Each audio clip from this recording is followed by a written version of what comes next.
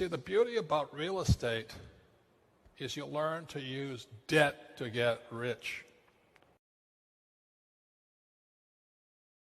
If you're going to be rich, you have to learn to use debt. It's called other people's money.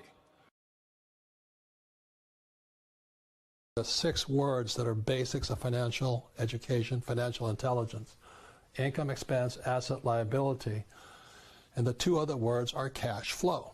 So when you look at the average person, they have a job, money comes in here, they pay for their house, and the money goes to a bank through a mortgage.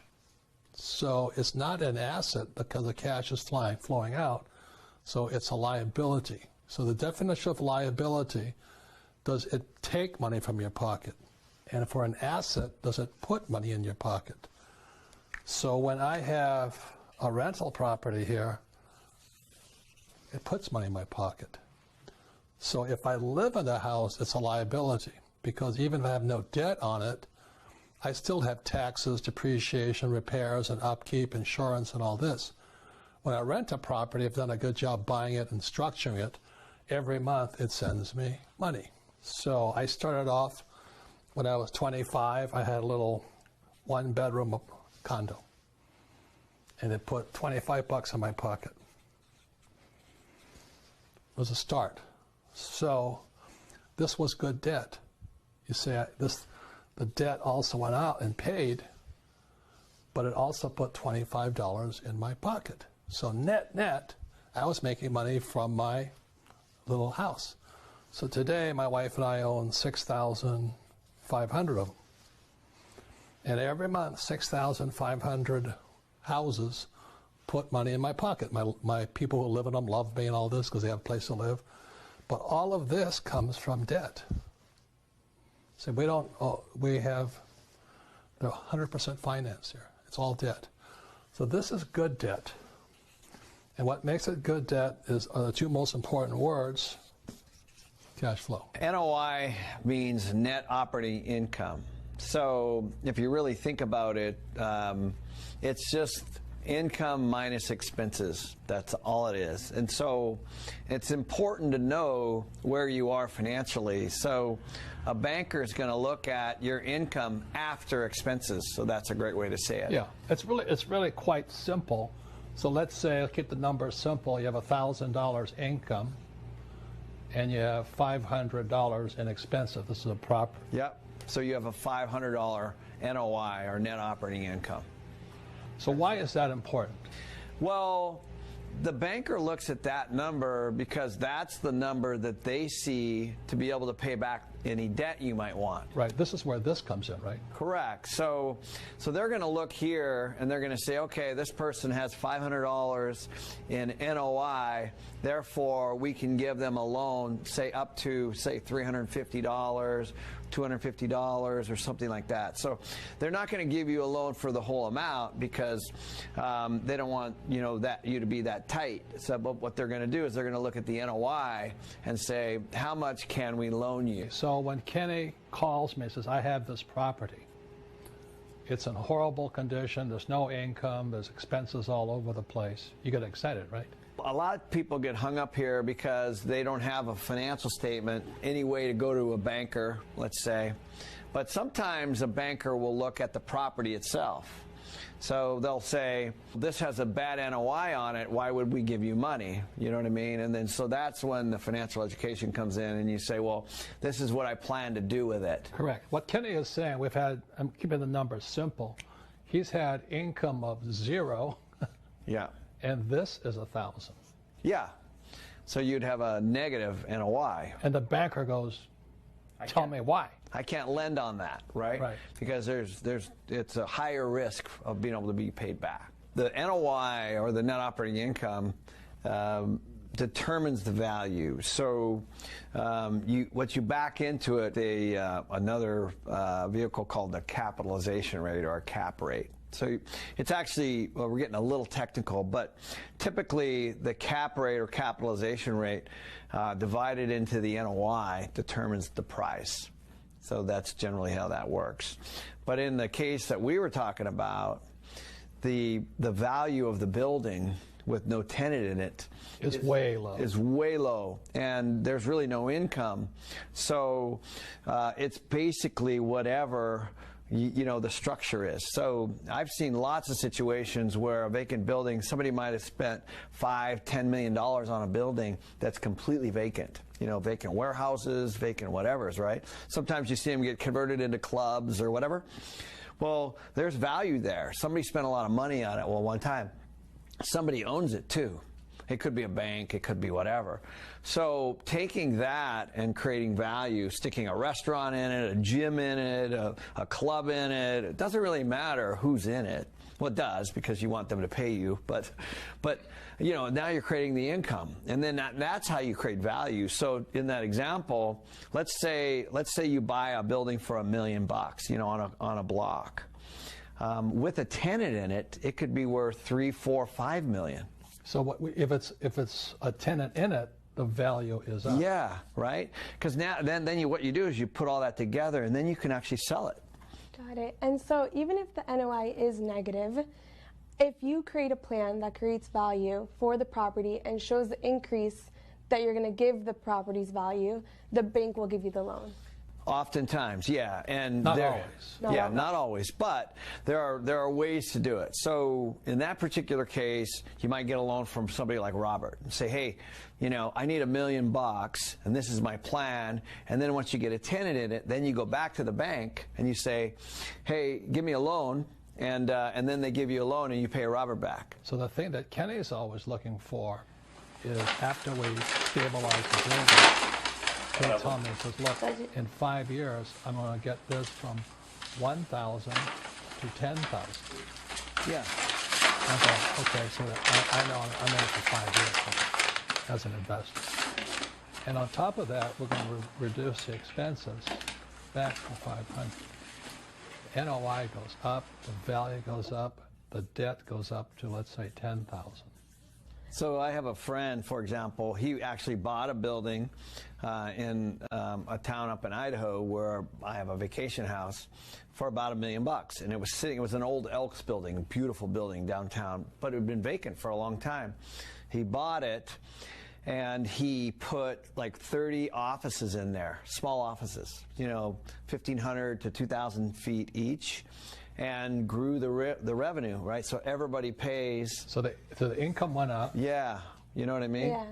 So he broke it up and then leased it up, and so he has his expenses, but now he's got 30 people paying rent, as opposed to just one big vacant building. He turned it into a pretty cool workspace, for everybody. But and then Kenny's in his third book, The Advanced Guide to Real Estate. His job is to get this up, keep this stable. Then he goes back to the banker and says, look, we've got all these tenants, money's going up, and so we now want $12,000. Yeah. Because he's improved income, kept expenses low, building's more valuable. Yeah, the key there is the bank's always looking at your NOI to pay back their loan. So the more you can grow that, the more loan you can get. Mm-hmm. And so essentially the renters are paying your debt. Of course. Okay. Yeah, essentially. So if that building I was referring to goes to 50% vacant, now he's in trouble. Mm-hmm. But if you can keep it full, so now you're getting into management. But regardless of that, that's how you do it. There's opportunities like this everywhere. And I know that another thing that you always mention in all your books and the ABCs of real estate investing is that property management is very important. Poor property management equals poor profits, right? And so I wanted you to kind of explain the importance of the property management. Well, essentially all property management is taking care of the property in every way. So taking care of the people that might be inside of this building, for the various things that come up from day to day, collecting the rent and paying all the expenses. That's really all it is. And so the property manager's job is to make sure the place is clean and that things are getting rented and all those things. And so the owner of the building would hire a company like that, or they can do it themselves, and basically keep the place full. So in our world, we have a property management company that we have about 300 employees. All we do is focus on this. these two things. How do we keep our expenses low and keep our income high? Because we're always trying to grow our NOI. So our NOI, we have a budget for, let's say, 2017 or 2018 or 2019. The goal is to grow that NOI each year. And Kenny's done such things as the way he grew the income, he put washing machines, right? In the units, there are no washing machines. And so when he put washing machines in the building, this went up, right? Yeah, so in my apartment houses, we would buy apartment houses that had washer and dryer hookups, but no machines. And so the people would walk down to the laundromat or whatever, and it was a bit of an inconvenience for the people and all that. So I said, well, let's just buy, for $650, we can buy a washer and dryer set and stick them in all there. And we did that. And so I probably bought 3,000 or 4,000 sets of washers and dryers for a lot of our properties. And so now all of a sudden we can charge $75 or $100 more in rent. And this goes up. Yeah. This doesn't go up as much. It's a win-win because they have to go spend some money anyway to go do their laundry. Now they can do it here. And for me, if I can pay back those washers and dryers in 1 year, because it's only $650 for a set, and if I can get $75 more, then all of a sudden I've got $900 to almost $1,000 more in rent. So I'm actually, it's what I call a 1 year payback on. So what Kenny does, he borrows the money here, to put washing machines in here. Again, the tenant pays it all off, and the washing machines stay there. Right. Yeah. And I think that's a brilliant idea because I know that both of you have created incentives for the renters. So for example, if they stayed for a year, you would do certain renovations, like including the washing machine. And so every year there was another incentive, which not only increased the property's value, but also the renters paying for it, essentially. And the banker is happy. Yeah. What would you guys respond to the critics who say that real estate is a slow lane approach to getting rich? That's fine with me. I can't think of another. I mean, I think it's really super simple. Wow, real estate is very slow and very dumb. Every month we get cash flow. Yeah, I like that. I like, we're not banking on something going up. This is called creating value. We're not parking our money in something and hoping it goes up. This is very strategic. Perfect. So everybody's got their point of view. Most people want to get rich quick. That's why they never get rich. Yeah, this is not that. Yeah, this is financial education. This is smart. This is having your banker be your partner. Yeah, and these are long-term assets, by the way. This is a business. This is like managing a business. We would not sell these. So unlike the stock market or something, we're not trying to time things. We're trying to generate cash flow here and then move to the next one. Okay, perfect. So can I give you one last thing, because those guys always upset me. So what Kenny does, he increases this, fixes this, and then when this goes up, he gives my money back. So I might give Kenny $1 million for 5 years, let's say. He increases this, decreases this.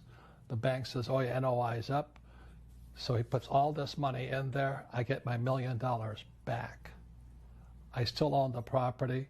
I still have the cash flow going in. So all you guys who want to get rich quick, it's called an infinite return, right? Yeah, and it's tax-free. It's tax-free. The reason it's tax-free is because when we use debt to pay back debt, it's debt, so it's owed. So when Robert gets his money back, it's actually tax-free. Yeah, let me say I lend Kenny, this is pretty common numbers, I lend him $1 million. He fixes all this. The bank gives him $3 million. I get my $1 million back, right? And that is tax-free.